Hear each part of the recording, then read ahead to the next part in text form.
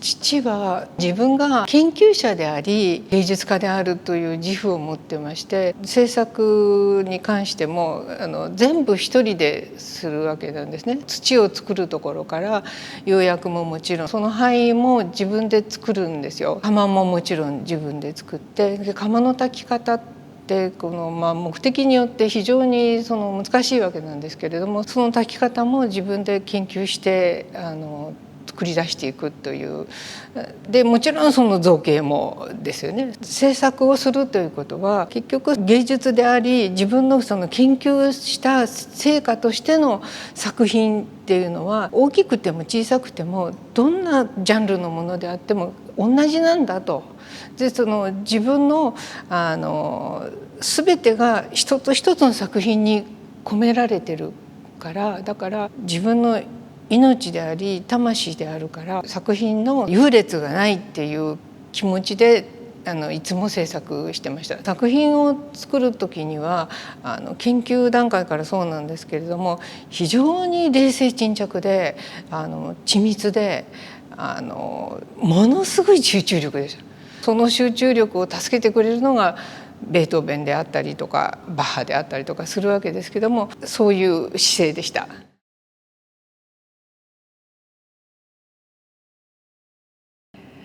食事中でもあっていう感じであって思うらしいんですね。そうすると立ち上がってもうなんかノートにわっと書いて、ですぐにアトリエに行ったりとか。私たち家族は父がそういう集中力で常に仕事のことを考え、仕事を楽しんでいるのが私たちにとってもすごい喜びだったので、父がよく言ってたのはパパはこの仕事が大好きなんだよって。だから研究してる時も制作してる時も考えてる時も本当にいつも楽しいんだって言ってました。父の弱ってる姿って見たことがなくて、いつもどんな困難も緻密な計算とそれから集中力で乗り切っていくっていうことをしてましたね。自分は芸術家であり研究者であるから、だからそれは当たり前のことなんだと。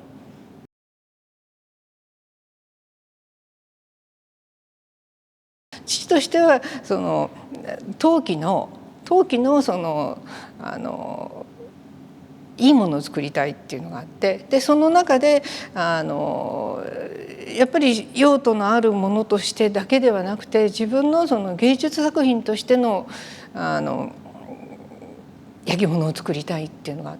それはやはり音楽とかから西洋における絵画の影響がすごく大きかったんだと思うんです。西洋ではやはり焼き物が芸術になるっていうことは発想としてなかったようですね。それが可能なのは今やもう日本だけなんだっていう。でその役目を自分はもう生まれながらに負ってるんだっていう気持ちがあったようです。芸術作品としての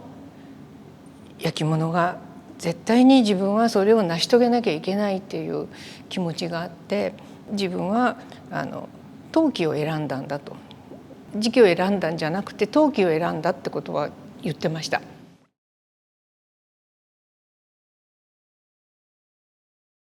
はい、もうそれは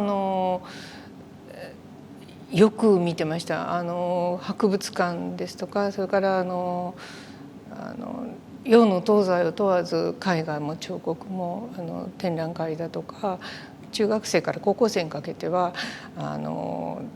油絵をものすごく描いてたそうです。でその油絵は戦争に行く時にもう知ってっちゃうんですけれども、でもその当時を知ってる人に聞きましたら非常に抽象的な絵だったと。すごくそれが印象的だったって言ってました。父にとって音楽もそれから絵画も彫刻も焼き物も同じなんだっていうこと、それはもう本当によく言ってました。全て芸術は同じものなんだっていうことをよく言ってました。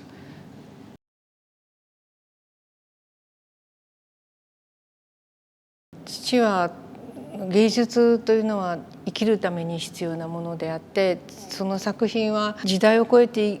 生きていると、作品自体が生きてるんだという考え方だったので、未来のために未来の人のために作ってる作品でもあるっていうことを言ってました。今を生きる人も未来を生きる人も過去を生きた人もみんな芸術を求めていた。どの時代でも自分の作品は生きていて、その時代時代の作品と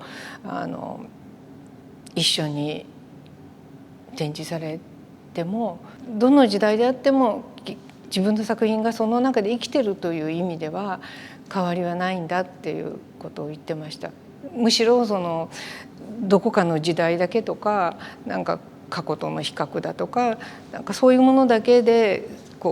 狭めてしまうっていうのは本望ではないというふうに言ってました。